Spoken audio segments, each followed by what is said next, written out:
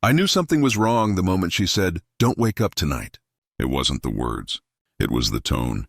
Too casual, too rehearsed. The kind of tone someone uses when they've already decided on the lie they're going to tell. Sophie stood by the door, curling a strand of hair around her finger. Her perfume, sweet, floral, expensive, hung thick in the air. I'd bought it for her birthday last year.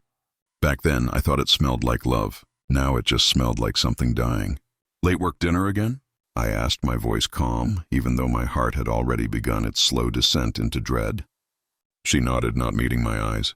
"Yeah, with a marketing team. Might run late. Don't wait up." "Okay."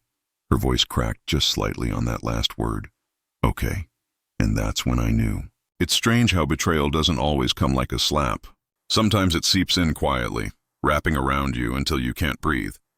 That night, I sat in the living room with the TV on mute, staring at the digital clock on the cable box.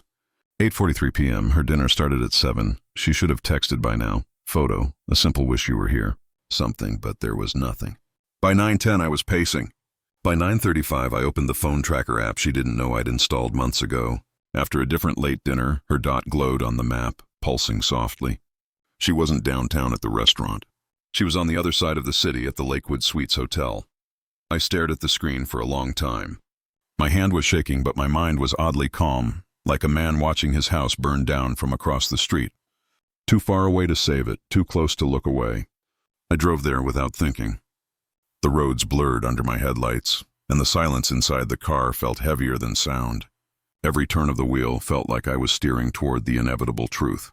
When I reached the hotel, I parked a block away. My heart was pounding so hard it hurt. I sat there in the dark, gripping the steering wheel, trying to convince myself not to go in. Maybe it's innocent. Maybe it's work-related. Maybe she's meeting a client. But no matter how many lies I told myself, the truth was already in motion. 10:14, she came out. She wasn't alone. He was with her. Tall, confident, the kind of man who carried himself like the world owed him something. I recognized him instantly. Ryan, her co-worker, the one she mentioned too casually too often. They laughed as they walked to his car.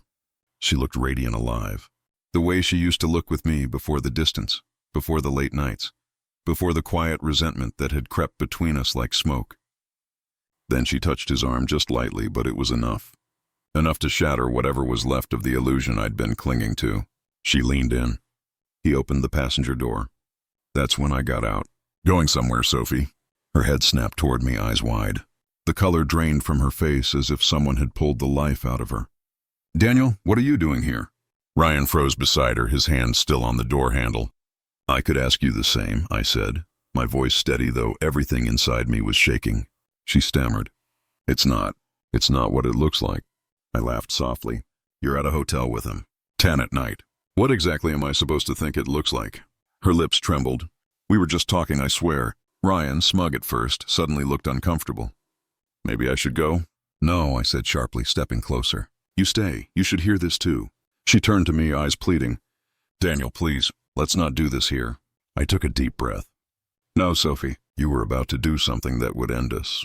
So let's end the lies here at least once." She started crying then, soft, restrained sobs that sounded practiced, as if she'd rehearsed this part too. "You don't understand," she whispered. "Things haven't been right between us for a long time. I felt something inside me fracture, and this is how you fix it. By sneaking around behind my back." Her voice rose defensive now. "You stopped seeing me, Daniel. You stopped feeling. We became strangers living under one roof. I needed what? Cut her off. You needed excitement, attention, validation." She looked down silent. Ryan stepped forward slightly, trying to be the savior. "Look, man, don't take it out on her." I turned to him, eyes cold.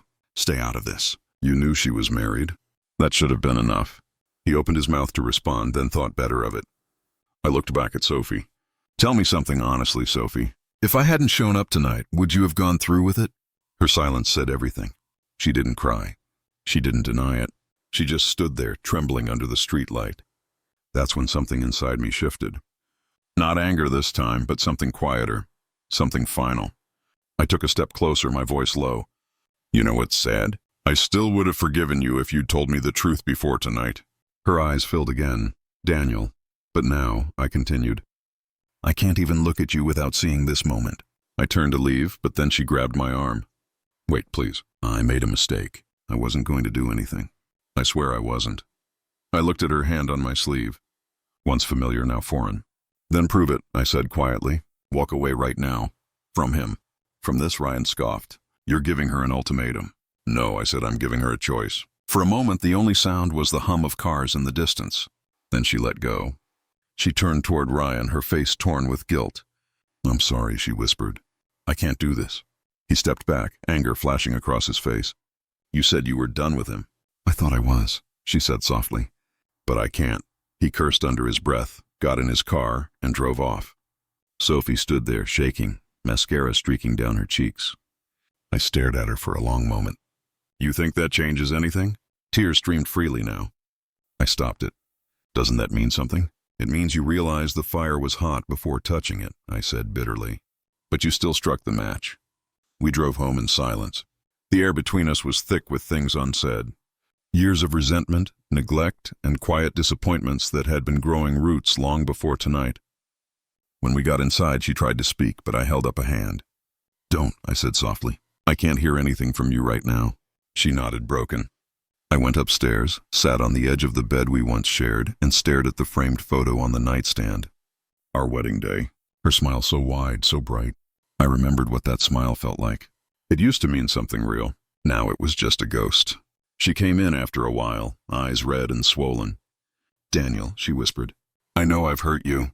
I know I don't deserve forgiveness, but please don't end us tonight. Let me fix this, please. I looked at her. Really looked at her. For a moment I saw the woman I fell in love with. The woman who used to reach for my hand in crowded rooms, who believed in us. Then I saw what she'd become. Distant, restless, searching for something I couldn't give her anymore. Or maybe something I never did. Besides, you say you want to fix this, but Sophie, I can't fix what I don't trust anymore. She fell to her knees, sobbing. I love you. Closed my eyes. If that were true, you wouldn't have needed him. That night, I slept in the guest room. Not because I wanted to punish her, but because I couldn't stand the smell of her perfume lingering on our sheets. The next morning, she was gone. She left a note on the counter. I'm staying with my sister for a while. I'll give you space. I don't know what I was thinking. Sorry. I stared at it for a long time, then folded it neatly and put it in the drawer. I didn't text her. I didn't call. Days passed, then weeks. Sometimes I'd catch myself checking my phone, half hoping she'd reach out again, but also half hoping she wouldn't.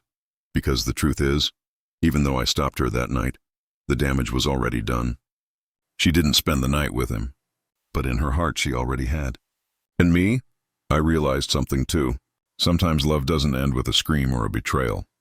Sometimes it ends quietly with a sentence you never thought you'd have to say. I can't trust you anymore. That's what changed everything. Not the confrontation, not the tears, not the choice she made. It was that moment of clarity when I finally saw love for what it had become. Not a bond, but a burden neither of us could carry anymore. And walking away, as painful as it was, became the first honest thing